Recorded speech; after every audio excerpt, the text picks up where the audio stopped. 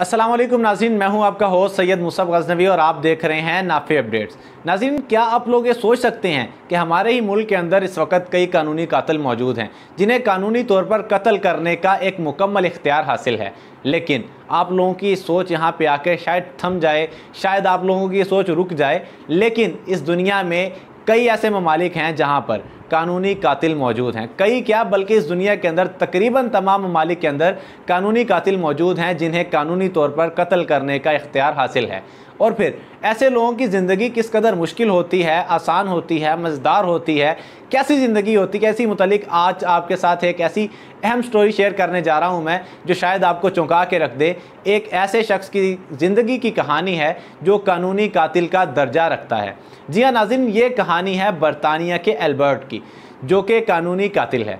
कानूनी कातिल कौन है, इस इस्तिलाह की सबसे पहले मैं आपके साथ वजाहत कर दूं कि इस कानूनी कातिल वो होता है जिसे जल्लाद का दर्जा हासिल हो, जो बतौर जल्लाद किसी फांसी घाट का इंचार्ज हो और फिर वहाँ पे लाए गए अशखास को फांसी देने के लिए उसी जल्लाद को इस्तेमाल किया जाता है। एल्बर्ट एक ख़ानदानी तौर पर जल्लाद है, उसका बाप भी जल्लाद था, उसका चाचा भी जल्लाद, और फिर एल्बर्ट ने ख़ुद भी जल्लादी की जो है नौकरी को इख्तियार किया। एल्बर्ट बताता है कि स्कूल के दिनों में उससे जब उसकी टीचर ने पूछा कि आप बड़े होके क्या बनेंगे, तो एल्बर्ट ने बताया कि मैं बड़ा होके जल्लाद बनना चाहूँगा। एक अजीब शौक़, आप लोग ये सोच भी नहीं सकते। आप में से अक्सर लोग इस तरह की चीज़ के ऊपर शायद उनका जहन घूम जाए कि एक शख्स बड़ा होके कोई बहुत बड़ा ओहदेदार, कोई बहुत बड़ा अफसर बनने की बजाय जल्लाद बनने की ख्वाहिश कर रहा है। ये कैसी ख्वाहिश है? लेकिन उसने अपने बाप और चाचा को ये करते देखा तो उसके दिल में शौक़ बढ़ता गया और उसने जल्लाद बनने के लिए अपनी तमाम चीज़ें, अपनी तमाम सलाहियतें बुरेकार लाईं और बिल आखिर वो भी जल्लाद सेलेक्ट हो गया। जब वो जल्लाद की नौकरी पे आया तो उसके बाद उसने तकरीबन 30 साल की ज़िंदगी के अंदर तकरीबन 600 लोगों को फांसियाँ दी, यानी कि 600 लोगों का कत्ल किया गया कानूनी तौर पे।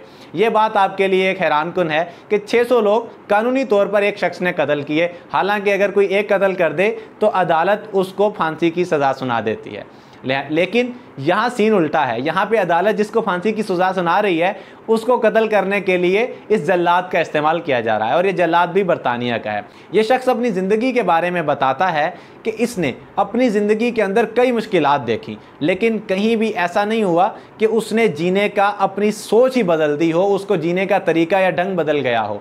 लेकिन उसकी ज़िंदगी में एक ऐसा मोड़ आया जब उसे अपने ही दोस्त को, अपने जिगरी यार को, जिसे हम लंगोटिया यार कहते हैं, उसे फांसी देने के लिए बुलाया गया।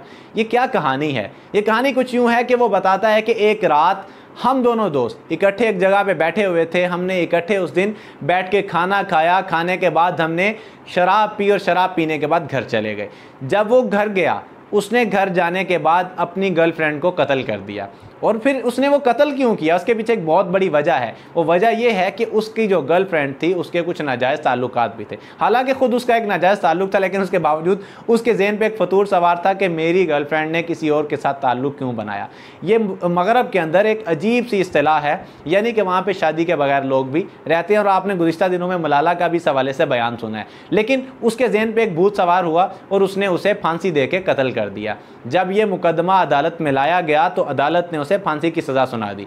अब जो दो दोस्त, जिगरी दोस्त हैं, बचपन से यार हैं, लंगोटिया यार हैं, उसे फांसी देने का इख्तियार भी अब उसी दोस्त के हाथ में आ गया।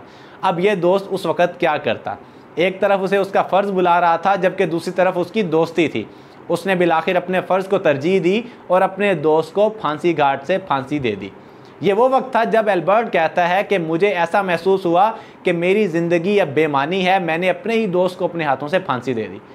ऐसे बहुत से ऐसे वक्त आते हैं। ये तो एक एल्बर्ट की कहानी है। हमारी ज़िंदगी के अंदर बहुत से ऐसे लोग मौजूद हैं जिनकी ज़िंदगियों के अंदर ऐसे हज़ारों वाक़यात आते हैं, ऐसे हज़ारों वक्त आते हैं, ऐसे हज़ारों लम्हे आते हैं जब ज़िंदगी एकदम से बदल जाती है। एल्बर्ट बताता है कि इसके बाद उसकी ज़िंदगी का, उसके जीने का तरीका, तौर तरीका बिल्कुल बदल गया। उसने शराब पीना छोड़ दी, उसने गलत काम छोड़ दिए, यानी कि वो तमाम गलत काम जिन्हें वहाँ पे तो ठीक समझा जाता है, वहाँ के माशरे में, वहाँ के मज़हब में तकरीबन उसकी आज़ादी हासिल है, लेकिन इस्लाम के अंदर जिन्हें गलत समझा जाता है। उसने कहा कि मैंने वो तमाम चीज़ें छोड़ दी। और वो एक वक्त था जब उसकी ज़िंदगी बदल गई। हमारी ज़िंदगियों में भी कई ऐसे वक्त आते हैं जब हमें अल्लाह ताला अपनी ज़िंदगी बदलने के लिए एक मुकम्मल मौका फराहम करते हैं। हमारे में से वो बहुत से खुशनसीब लोग हैं जो अपनी ज़िंदगियां बदल लेते हैं, और बहुत से ऐसे लोग हैं जो उसी पुरानी डगर पे चलते रहते हैं और उन्हों की ज़िंदगी के अंदर कोई तब्दीली रोनुमा नहीं होती। जिनकी ज़िंदगियों में तगय्युर और तब्दीली रोनुमा ना हो, उनकी ज़िंदगी और जानवर की ज़िंदगी में क्या फ़र्क होता है। एक बेहतरीन इंसान तो वो है जिसकी ज़िंदगी रोज़ बरोज़ बेहतरी की जानिब जाती रहे। लिहाजा ये एक वाक़या तो सिर्फ़ और सिर्फ आपके लिए बतौर नमूना है। इस तरह के बहुत सारे वाक़यात, ये एक अट्रैक्टिव वाक़या आपके सामने लेके आने का मकसद भी यही था कि अगर एक जल्लाद की ज़िंदगी के अंदर एक ऐसा वक्त आ सकता है कि वो ख़ुद को बदल ले, तो बतौर मुसलमान, बतौर इंसान, हम सब की ज़िंदगियों में भी ऐसे हज़ारों वक्त आते हैं, ऐसे हज़ारों वाक़यात आते हैं, लम्हे आते हैं जब हम अपनी ज़िंदगियों को मुकम्मल तौर पर तब्दील कर सकते हैं, अपनी ज़िंदगियों को सही डगर पर चला सकते हैं और उस रास्ते पर चल सकते हैं जहाँ पर हमारी ज़िंदगी का कोई ना कोई ऐसा रिज़ल्ट बन जाए जो हमारे लिए फ़ायदेमंद हो, हमारे मुआशरे के लिए फ़ायदेमंद हो, हमारे अजीज़ व अक़ारब के लिए, हमारे दोस्त अहबाब के लिए फ़ायदेमंद हो। आप लोग भी देखिए कि आपकी ज़िंदगी में कोई ऐसा वक्त है, कोई ऐसा वाक़या आ चुका है या अभी रूनुमा होने वाला है। बहुत जल्द ऐसी बहुत सी चीज़ें रूनुमा हो जाती हैं जो इंसान के जीने का ढंग बिल्कुल बदल देती हैं।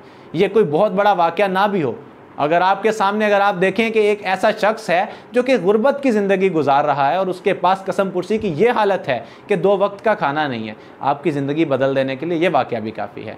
आपके सामने होने वाले रोज़ाना के सैकड़ों हादसात जो इंसानों की ज़िंदगियाँ निगल जाते हैं, वो वाक़यात भी आपकी ज़िंदगी बदल देने के लिए काफ़ी हैं।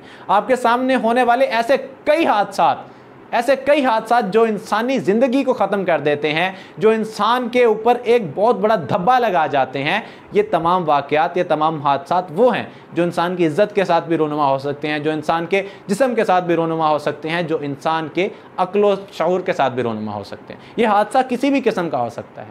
आप लोग सोचिए कि वो कौन सा वाक़या है जो आपकी ज़िंदगी को बदल सकता है। आप इस तमाम चीज़ों से सीखिए। ये वो तमाम मरहले होते हैं जिसके वक़्त आप अपनी ज़िंदगी को तब्दील कर सकते हैं। मैं उम्मीद करता हूँ कि आपको मेरी यह बात समझ आ गई होगी। अल्बर्ट का किस्सा आपके साथ शेयर करने का वाहिद मकसद यही था कि आपको ये समझाया जा सके कि एक ऐसा वक्त आ जाता है ज़िंदगी के अंदर जब इंसानी ज़िंदगियाँ तब्दील हो जाती हैं। उस वक्त का इंतज़ार मत कीजिए, ख़ुद को आज से ही तब्दील कर लीजिए। अगर आप ख़ुद को आज से ही तब्दील करना शुरू कर देंगे तो आपकी ज़िंदगी में हो सकता है कि कोई भी अंदोहनाक वक्त ना आए, कोई आपकी ज़िंदगी में हादसा रूनुमा ना हो।